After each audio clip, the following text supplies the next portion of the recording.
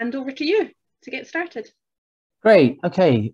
Thank you very much, Sarah. And good afternoon, everybody. I'm absolutely delighted to be I've been invited to chair this final session of the Community and Tourism Week in what is Scottish Tourism Month, of course, and we still have 6 days to go. It's been a great month so far, lots of engagement right across the country. So, and of course, tourism, as we all know, is the thing that sticks everything together in Scotland's economy and is the heartbeat of Scotland.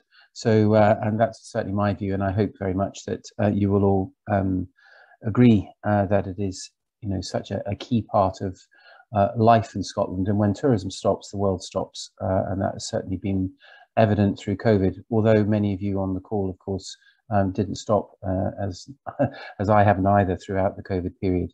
But for those of you that don't know me, I'm Marc Crothall. I'm the Chief Executive of the Scottish Tourism Alliance, and we're the overarching trade body for the tourism industry in the country. We have around, I think, about 75% of the 14,500 tourism enterprises that are registered under our umbrella of membership. And I've been doing this job for the last 10 years, and it's been amazing, actually, just to see the organisation and the breadth of membership grow as it has. And what's equally fantastic is actually how today, we are now very much with a community-led tourism collective of people who have I think Sarah was telling me earlier, nearly more than 250 have participated in this week over the various sessions. So fantastic that, we say tourism is everyone's business, and this is really evidence to the fact that it is. And I think we are extremely fortunate in Scotland as well that tourism is certainly regarded by Scottish Government and others in the public sector as being certainly much more important than it is viewed upon by our colleagues south of the border, who are quite envious of the way tourism is viewed. But that said, we still recognise that there is more to be done, and quite often I refer to a comment that people think tourism just happens, and of course it doesn't just happen. It takes a huge amount of time, effort, financial resource as well, and a huge amount of goodwill from people like yourselves and the networks that you interact with to make it happen, and it's an economic driver. So for today's session, it's Sarah and I, we spoke earlier, and it's, I guess, a bit of a recap of some of what's been discussed before, and picking up on the really good points of what's gone on, and to have a good chat over the course of the next hour. But I'm delighted that we're joined though by Douglas Westwater from Community Enterprise and Russell Fraser too. So, but to kick things off, I thought maybe Douglas, if you'd like to share some thoughts about the week. I know your team have done a great job in helping bring this whole program to life. So maybe if I hand over to you, and we can get into the conversation after. Thanks, Mark. That's great. Yeah, no, I think it's been a really interesting week. I think what's just astonishing is just the level of participation in all the events, just the turnout and the debate that's been going on. I just wanted to very briefly, we had a session on the community-led tourism demonstration projects that have been happening, one in Girvan and one in Brechin, and I spoke to Mark earlier on. I thought it might be just interesting just to give you a few high level sort of findings from that. We've been doing the evaluation of that. I'm not going to bore you with all the massive amount of detail, but just to give you a feel. So we did a baseline report a few months ago, and we're just rerunning that at the moment so we can do some comparative figures. And it's been, I think what's been really astonishing about it has been the speed of the development of what both of these pilots have done. So, when we first met them last spring, they'd had a lot of good groundwork done by Creetown Initiative, who've done a really brilliant job at resourcing that. So they have had that resource, and I'll come back to that. But they were kind of a new group, two new groups. They were just getting to know each other. We're heading into spring and early summer, and I'm thinking, well, that's quite a tough and days of when everything's on Zoom and, you know, it's quite difficult. And as the months have gone by, we had presentations from both the groups on Tuesday evening there, and it's just an amazing amount of stuff they've done around branding for the community-led tourism offering. They've got stonemasons putting up new stones in celebration of stuff that's happened in elsewhere, and it's just an amazing bunch of projects that have happened within less than a year. So that's just been really, really interesting. But one of the things that we've been trying to track is not just the achievements of the group, but about how this has impact across the whole community. Because in a sense, with a bit of support and some funding, a small group can achieve things, but this is about the whole community feeling that they're buying into this community-led tourism concept and feel supportive of it. So just to give you a couple of highline figures, when we've just done, this is live at the moment, so these figures will change. But currently, when we first did the findings, we found that 45% of the community were aware of community-led tourism. And that's probably higher than the whole community, because I suspect that people on the steering group probably sent it to their friends and family. So there's a wee bit of bias there, but that's okay. We can adjust for that. So there's 45% of people said they were aware in the local community about the community-led tourism initiatives. When we're rerunning it at the moment, this is in Girvan, there's 72% have said so far that they're aware. So that's quite a big jump in public awareness.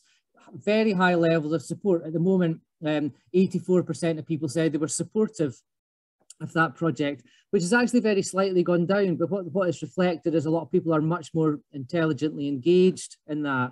And we did a lot of outcomes work, and that's still ongoing at the moment. A lot of stakeholders we spoke to were really indicating quite high levels of expectation in terms of the difference that this would make, not just to economic regeneration, but about the feelings of self-esteem in a community and involvement, and feeling proud to come from a place, and not just feeling that there's a focus on good restaurants and attractions, but the whole community was somewhere that visitors and tourists wanted to come to and spend some time there, and that's just made a massive difference to the place.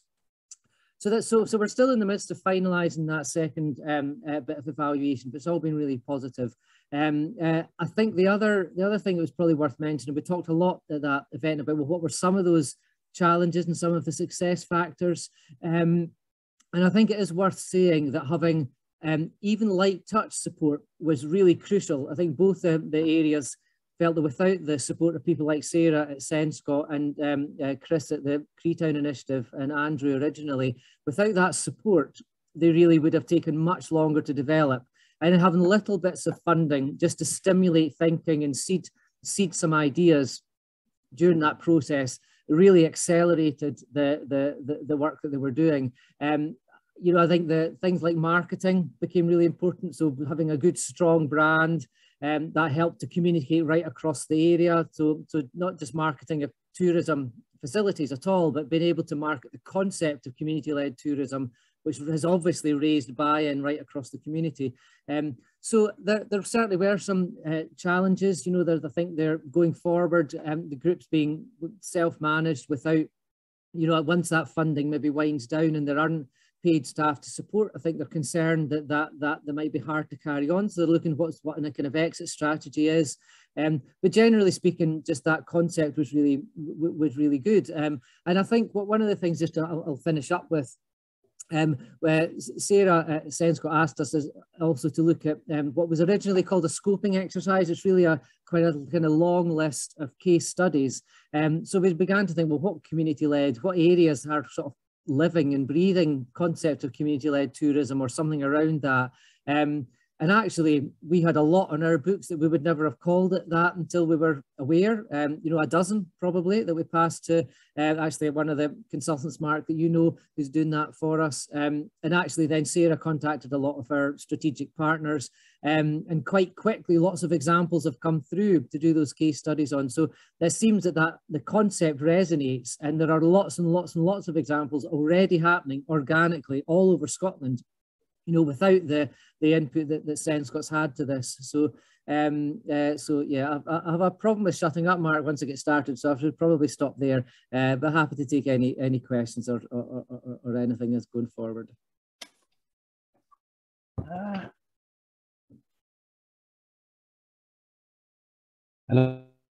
am I back? Sorry there. That you go all week on Zooms, and then there is no problem, and then the moment you're actually asked to chair a meeting, and so no, Douglas, thanks very much for that summary. I mean, I think really good example. The awareness increase, I guess, going back a bit, turning back the clock. I chaired.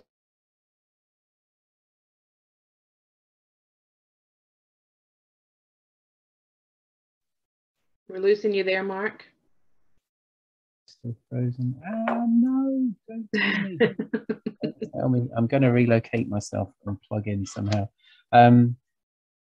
Should we pass over to Russell? Will yeah, you Russell, that's a good idea. I'll just go and relocate my computer to Russell. Let you go, Sarah.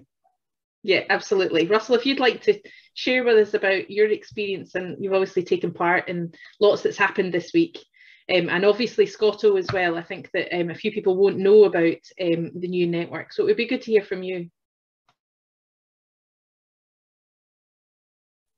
Thanks very much, Sarah. Yeah, I'm just curious as to which distillery he's actually in. I don't think there's anything wrong with his internet at all. Thanks very much for A, inviting me along today, and B, for some of the sessions that I was able to enjoy throughout the week. I wasn't able to attend them all, but the ones I have are, again, extremely useful as always, and you can always take something away from all of these sessions. I think the big thing for me from the week, and also just from the numbers here today, is the positivity surrounding community-led tourism and community tourism as a whole. It's not a new thing, but it's perhaps getting either A, recognised, or B, an identity as such. Very much from our own perspective, use my manager at Loch Ness Hub and Dromed Rocket Hat. We're very much wishing to be part of the collaborative approach that is arguably unique to the community tourism sector. I say that candidly, but perhaps a little bit away from the more traditional private sector, where there's maybe not such a movement to work together. And I think that's probably where Scotto comes in terms of Scottish community tourism. For anyone that hasn't heard of Scotto, there's a number of us on the call here today. A little bit of a brief history. I sat on the cohort 2 of the Communities Leading in Tourism course. That was originally funded by HI and went on to be supported by SOCI.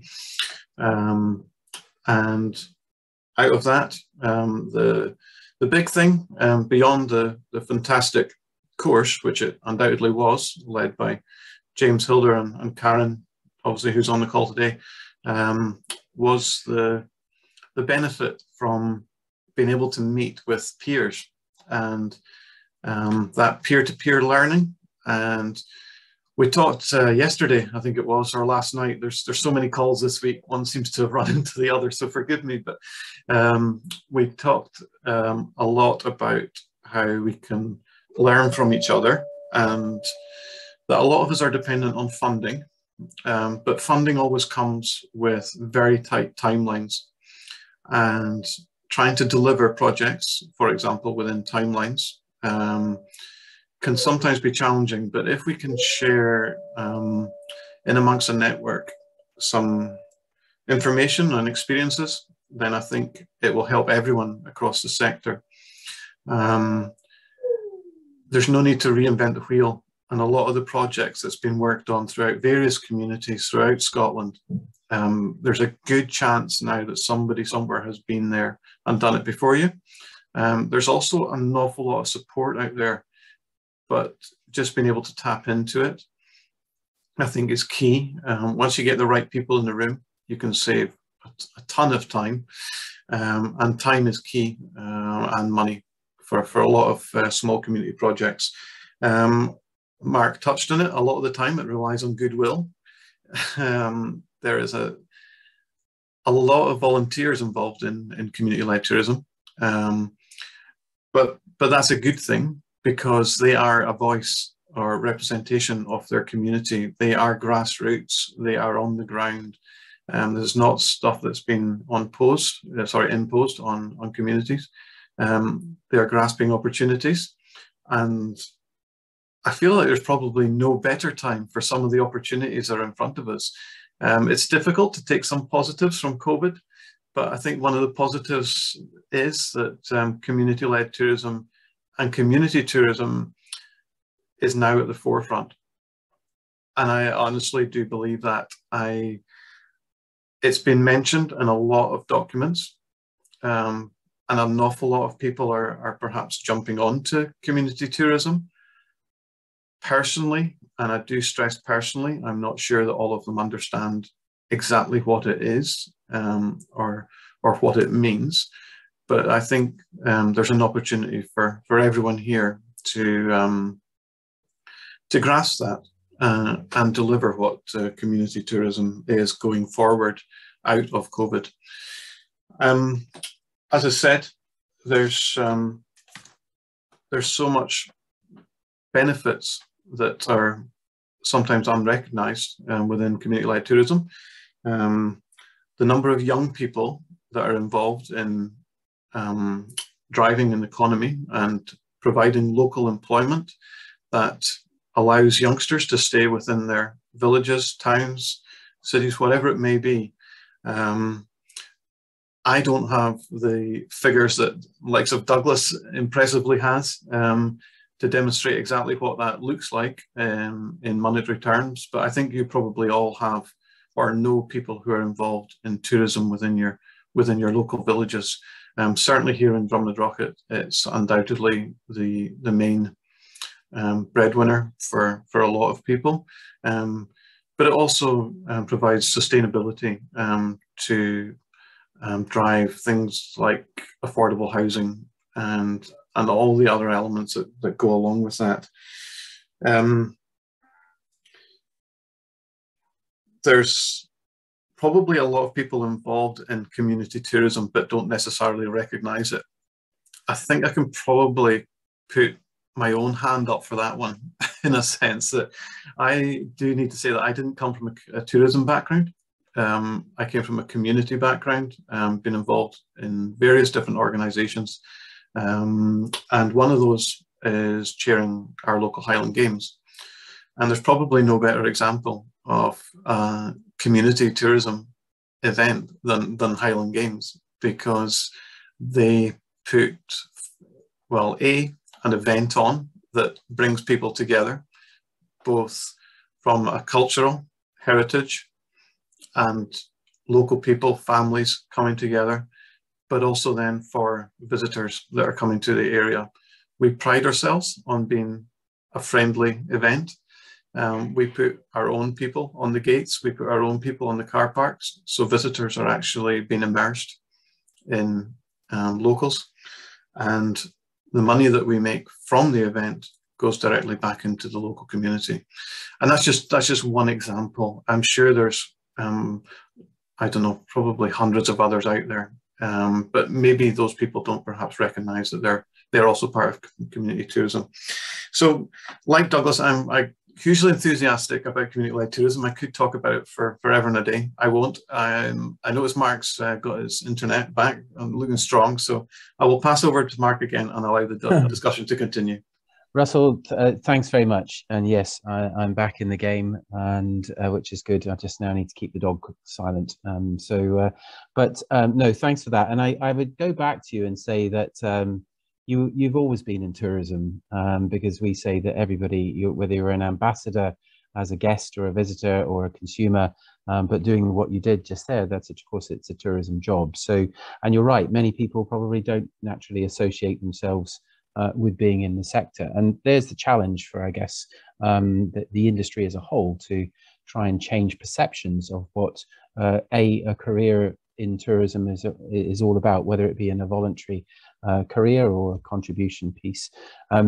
the scale of employment, of course, in the sector when it comes to employed, we were a 230,000 strong industry workforce in 2019, and that has shrunk to about 185,000 with the Brexit implications and COVID impacts. So, but of course, demand is still there and has been, particularly in the rural parts of Scotland over the last year or so, huge, and therefore a massive amount of need and reliance on that goodwill of people in local communities to ensure that the experience of the destinations and the local areas where folk flock to from the Central Belt and elsewhere were able to enjoy the experiences they did. I mean, we say tourism is a force for good, and it's delivered, and it still has always been a force for good, and it needs to be, I think, still more recognised as just how good a force for good it actually is.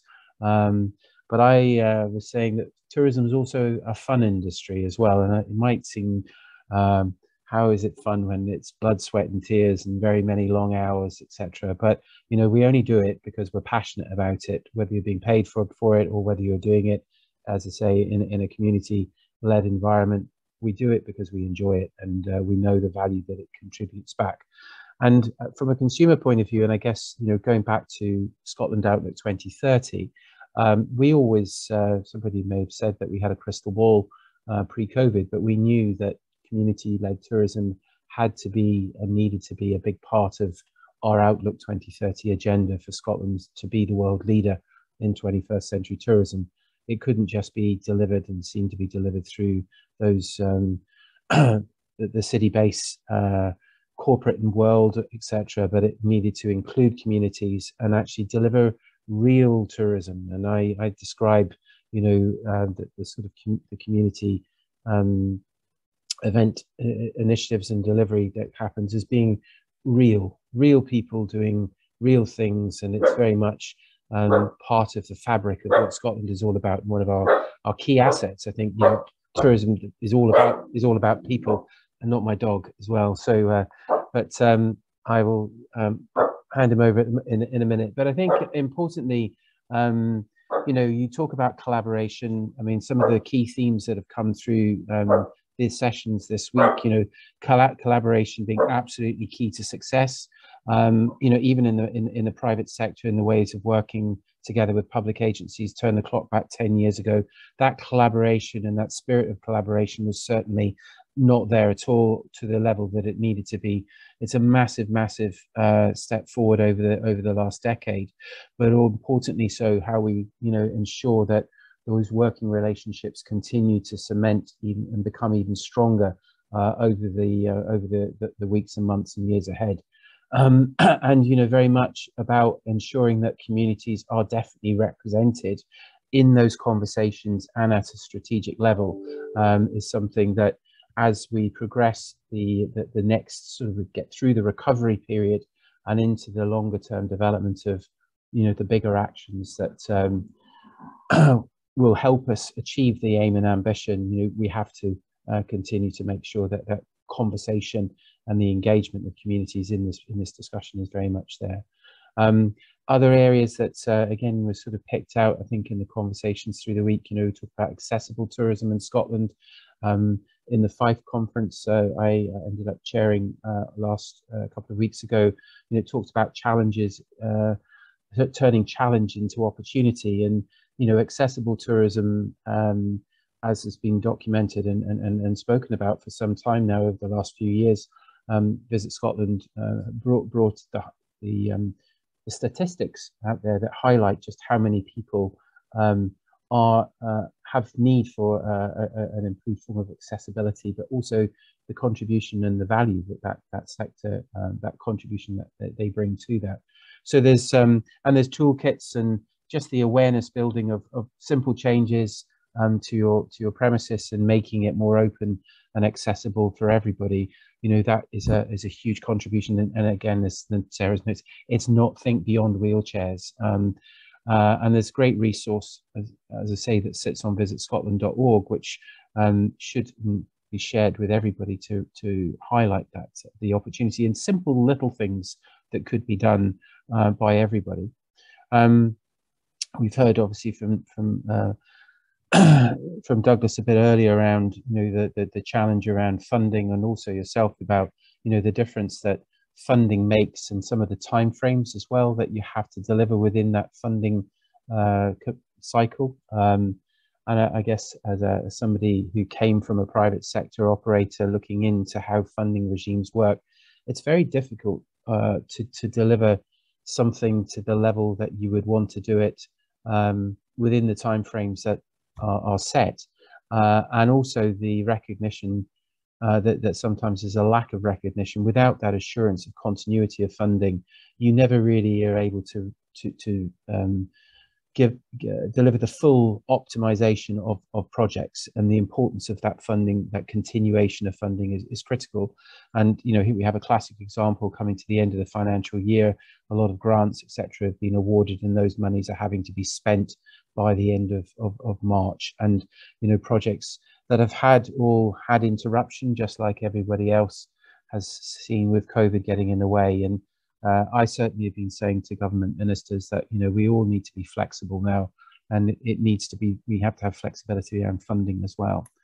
And how can we talked about other areas that have been spoken about, is the importance of the destination organisations, the DMOs themselves in the local community, in local areas, having a really important role to play in raising the visibility of what is being delivered in their localities through the community groups, etc. Because again, great propositions, it shouldn't be in any way overlooked, and it all is part of the local experience and what differentiates that destination from somewhere else, but is also importantly a real draw. And I mean, there's plenty there to be opened up and discussed. But I guess from going back to the national position, and certainly I know I see Paul McCafferty's on the call today as well from Scottish Enterprise. The views of the National Tourism Strategic Leadership Group has not changed in any way, shape, or form. If anything, COVID has probably only amplified the importance of community-led tourism in Scotland, and those new ways of working together is really are really critical of how we cement that concept and the new structure of our tourism strategic aims and fabric into a really solid position. It has to be good for Scotland. It's good for everybody. It's good for the response to the National Economic Strategy for Tourism for Transformation, which was the government strategy launched. Very much centres on entrepreneurship, on well-being, fair work, and those are key areas that community-led tourism delivers. Certainly in the well-being, and a lot of entrepreneurship, of course, comes through folk who give up their time voluntarily to deliver in their local communities in the way that they do. So I'm going to, if you've got anybody got any questions and things that they'd like to put into the chat or come into the conversation, and offer up any more thoughts. I don't know, Douglas, if you wanted to come back in and with any other sort of examples or response to what Russell had said. And of course, Sarah, always feel free to chip in because you've been over this so well over the last few weeks and months and years. But there in the chat there, that purple pound worth 249 billion. Yes, that's absolutely correct. There was there's some figures. I think I can't remember the lady's name from Visit Scotland, Chris, who presented it. It's a huge amount of money. So, but anyone else would like to come in, or otherwise I might jump in and invite some commentary. Shall I give? I kind of have some suggestions of the needs, I guess, going forward for community-led tourism in Scotland. I think from the work that we've been doing, and I'd be quite keen to hear if other people have suggestions as well, have thoughts. But I think in order for us to continue to support and empower communities and really drive community-led tourism, I think there are 3 key areas that we need to tackle, and that's access to resources, so that's financial as well as time, but the financial resources is a real issue, and what we've learned from the 2 areas that we worked with in Girvan and Brechin is that the level of ideas and enthusiasm, nothing really kicked off until they had somebody able to work on it, and all of a sudden things just took off at high speed, and we've seen amazing things happen, and in fact tomorrow we will go up to Brechin to see the launch of their work and have a look at these new stones that they've created. So I think access to resource is vital. Access to expertise and support. The reason that we got involved in this area of work was what we could see across Scotland was that if you were a community that had a good relationship with a national agency, you were quids in, you could get support, you could access expertise. But if you don't have that relationship, if you're not seen as an area of potential economic growth, or you just don't have those relationships, then it's really hard to develop the relationships. It's really hard to find a way in, especially because the language is different in every industry. Everybody speaks a different language. So access to expertise and support is the other one. And then the final one, and I'm sure Mark, you'll know what I'm going to say now because I'm always banging on about it, is a voice for the sector. And I think that is really, really key going forward, that the sector has an ability to be at the table with all those policymakers and have a voice going forward. But I would be really interested to know if people think that there are other gaps or there are other key things that need to be delivered in order. I mean, that's really broad. But no, I think, Sarah, those three big questions are absolutely the right ones. But the question you posed is there anything else that's missing from that? Is a really good one too. I hope this week is the fact that we certainly from the Scottish Tourism Alliance perspective, we were absolutely on board with being partnering the programme here in the way that we've done, albeit not to the scale that others have perhaps been able to get involved with, for that very reason, just to showcase the importance of this particular of the sector, of the community-led tourism sector. As far as having a voice, you've done an exceptional job yourself of getting involved in those conversations and knocking down the door and being very much at the early stage and muscling in to be around the table. And I don't think, certainly from the colleagues that I'm amongst, there will be any sort of reason for the door to be closed again. I think the voice needs to be very much a fixed seat at the table. So, and the more good stuff that gets demonstrated and shouted about, then absolutely, why would anybody want to exclude that voice there? But I think, and again, it's the collective voice that counts. There's no single voice that is stronger than another. I think we all have to go at this together. And of course, the funding, you say, it's like anything, give us a little bit and you'd be surprised how much we can turn that value into in terms of output when it comes to, we can probably do much better than the stock exchange in terms of ROI when it comes to a bit of small funding. But as far as, Sarah's question, is there anyone out there on the call today who thinks there are other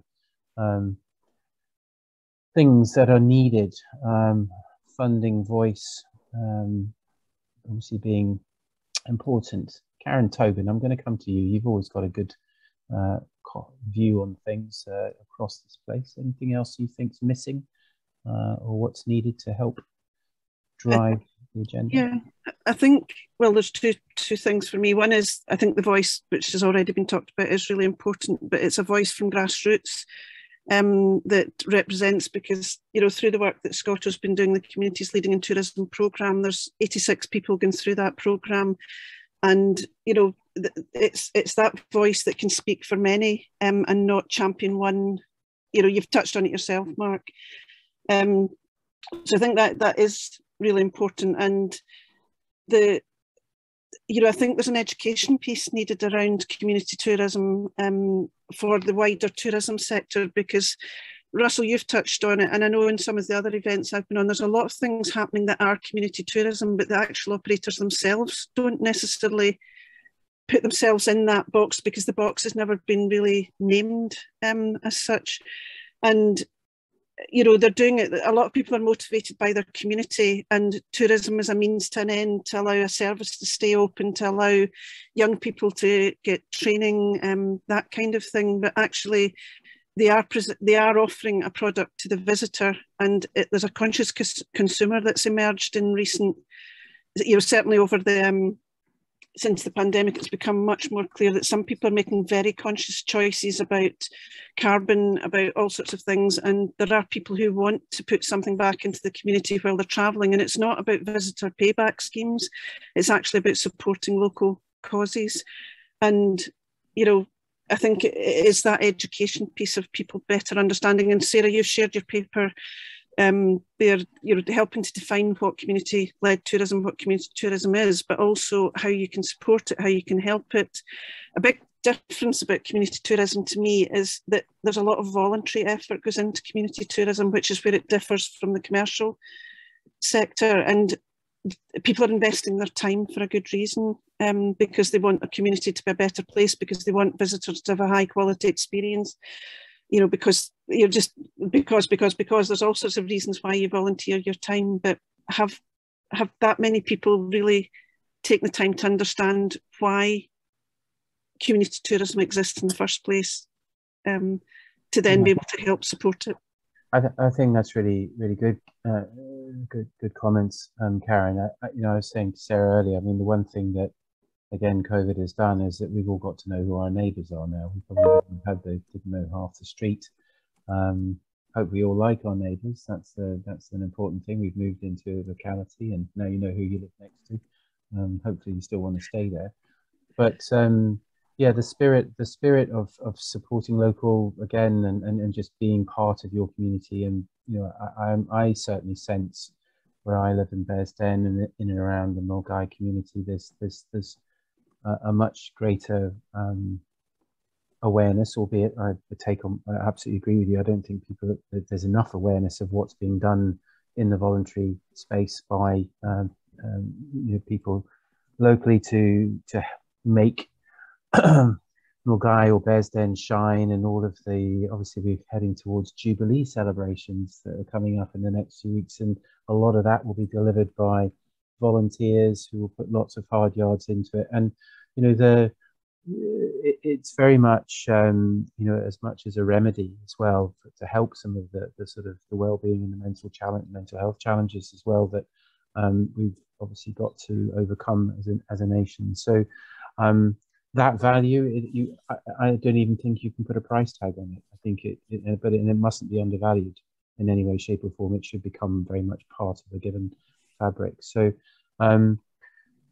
anyone else got any thoughts? Emma, thank you for waving hands. Oh, we've got somebody who like me, has only I found out how to raise my hand on Zoom last week. So glad you've obviously got technology under control.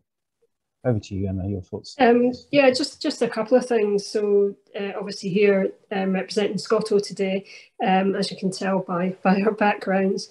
But I think we had a online talk last night at a Scotto gathering, and Cathy Lowe from Findhorn, Motorhome Air in the Northeast, she gave a great presentation about the amazing stuff that they've achieved up in the Northeast, and not just the Motorhome Air, which won Motorhome Air of the Year in the UK, which is really quite an accolade.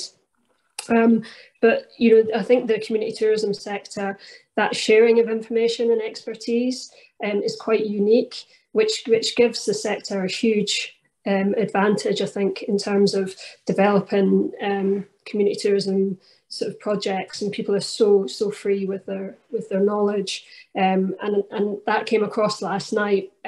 They've got a problem with potholes at Findhorn around their campervan air, and they've tried several solutions, and then Wendy Pring from East Haven together sort of chipped in, and she's actually a civil engineer, and offered her expertise to Cathy. And the thing that struck me afterwards was, you know, sometimes community tourism, people think, well, it's just a lot of old retired people that want to plant flower beds or whatever. But actually, there's people that are really passionate and motivated about their destinations, and a lot of professional expertise retired, not just in my own community, retired teachers, retired doctors, retired business professionals. And I think sometimes it's underestimated, actually, the breadth and wealth of expertise in community tourism.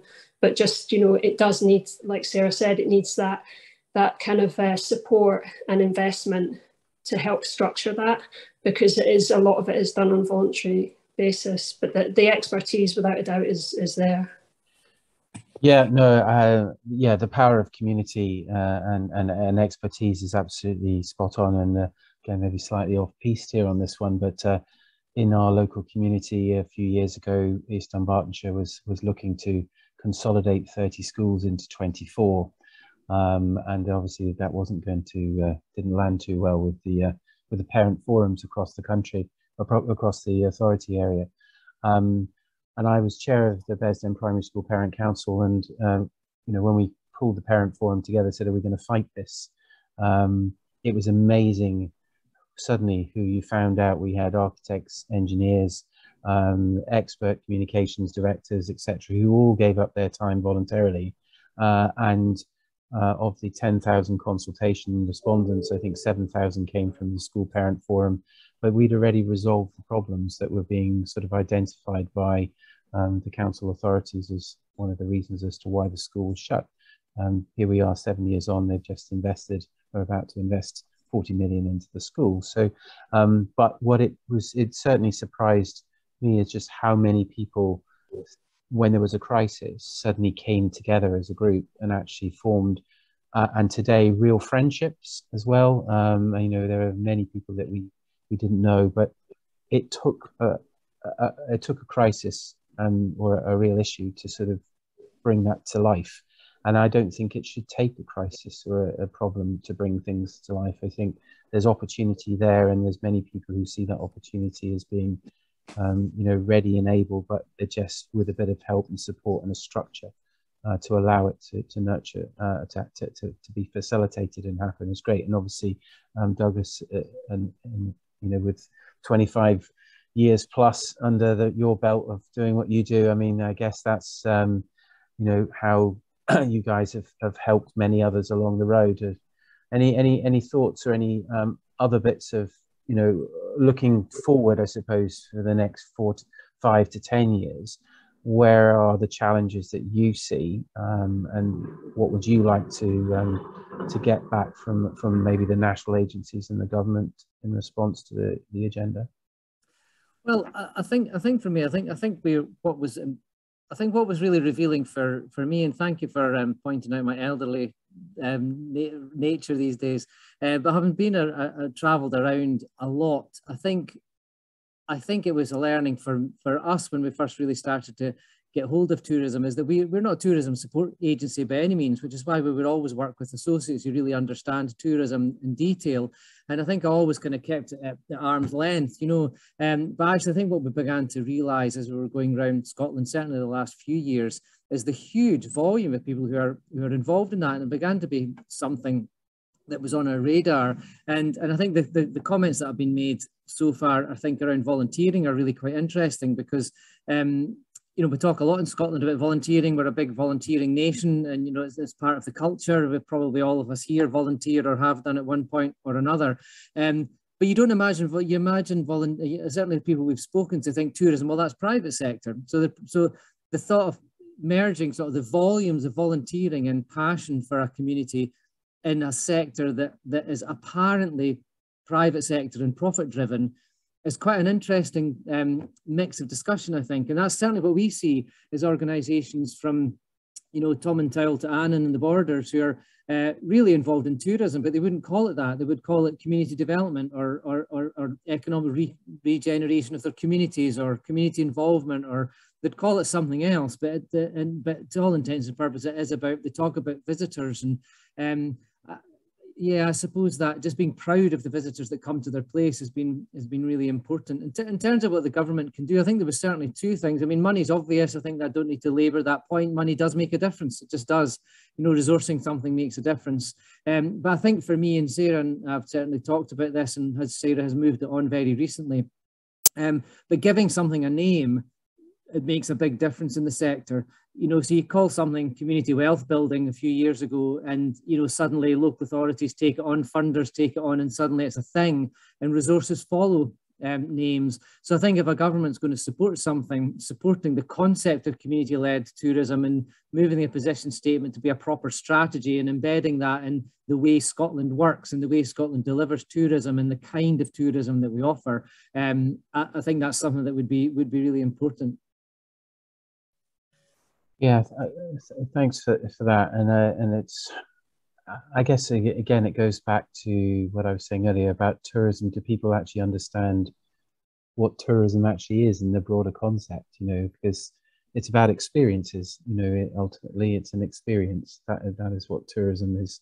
It's something that happens and hopefully makes people, you know, it's an enjoyable experience as well. So, Paul McCafferty, I know you're on the call. I'm going to bring you in because you and I have been around the strategy tables at the national level for 10 years together, and you can join with your Scottish Enterprise hat or your individual views and thoughts on this. Well, my first challenge is to try and overcome the technology because I rarely use Zoom, so I am hoping you can now see me and you can now hear me. Yeah, we can see what you had for lunch. There you go. Excellent. I haven't got there yet. You know, I think it's really interesting from the point of view of we prepared the national strategy 2019, and at that point we all knew that the importance of communities had to come through strongly within it, but we didn't really know how to present it or what to do with it, or probably most importantly how to connect into people like the people who are on the call today. So I think if we're looking for a positive, then where we are now feels much better than where we were a couple of years ago. But just listening to the conversation, it feels like obviously there's still much more to be done. I guess maybe a question in my mind, and I would love to hear people's views on this, and it kind of relates to the point that was dropped into the chat box a minute ago around about things like measures, is that if you take an organisation like SE, so Scottish Enterprise by its nature obviously is a national organisation, we are funded on the basis of delivering projects and activity which now responds to the National Strategy for Economic Transformation. And that by its nature obviously is a national strategy, and therefore the expectation is that that's how we would allocate our resource. But understandably, listening to people on the call, the important thing that I'm hearing is the grassroots voice, is the need to try and access support, whether that's funding, whether that's people, whether it's advice. How do we try and bridge the gap, if you like, between the fact that organisations like yourselves are driven by a national agenda and a national strategy, but actually the important thing from a community perspective is obviously to use the word grassroots? Because is it that they're not always compatible? Are they sometimes compatible? Or can we make them more compatible than they are at the moment to make sure that the importance of the community voice and the activity that takes place at that level is actually properly resourced in a way that we might not have been able to do to date? So that probably sounds like quite a ramble, but I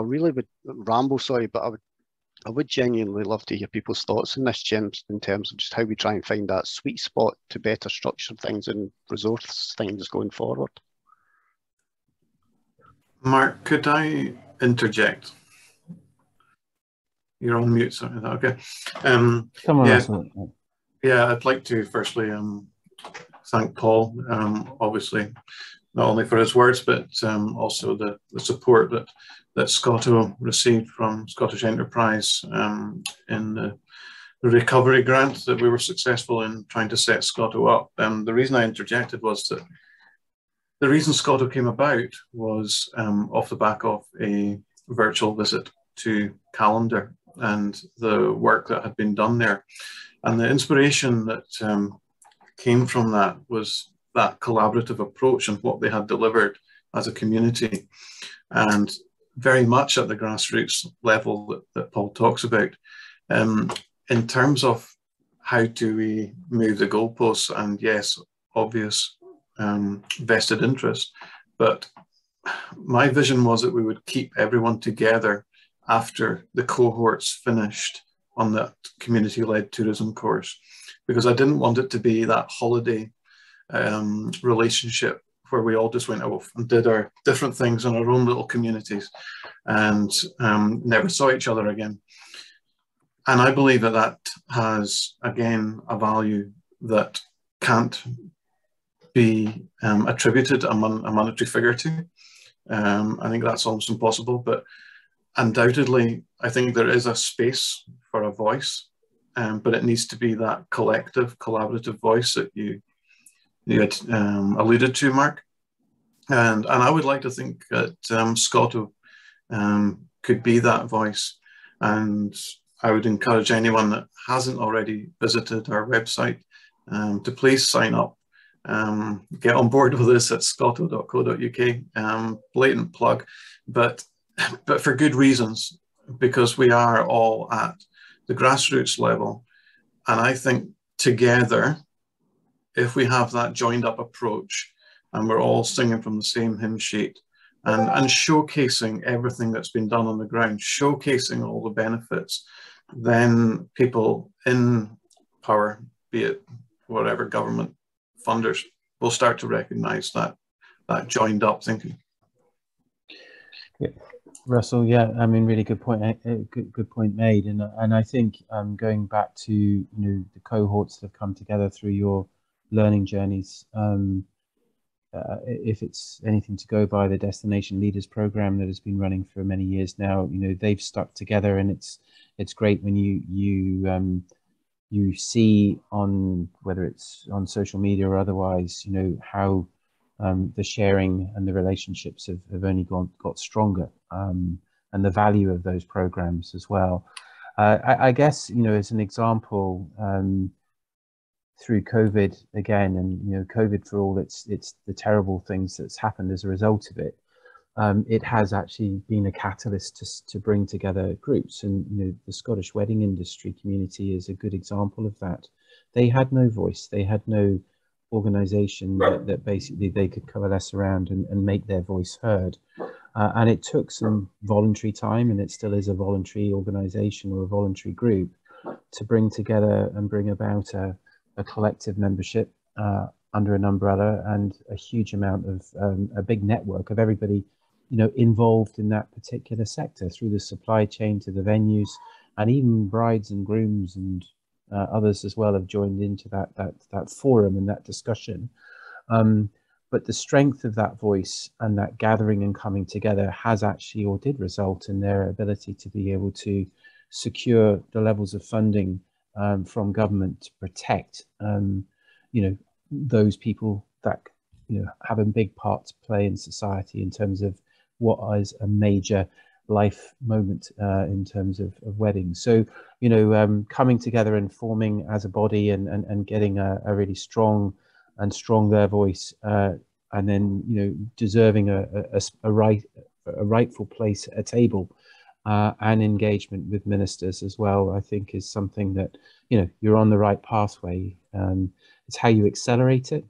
And I think, going back to Paul's point around, and be honest about this, at the community end at the beginning, we were certainly much more naive around the importance of community-led tourism, or the need to work with communities. I guess what was the stimulant was the anti-tourism agenda that came from the community networks in Edinburgh, when obviously over-tourism was probably the dirty word that was being voiced, and actually how tourism was not what we wanted in our backyard. And so it was viewed, well, we need to bring communities into the conversation around how do we shape the right tourism framework and environment for the future.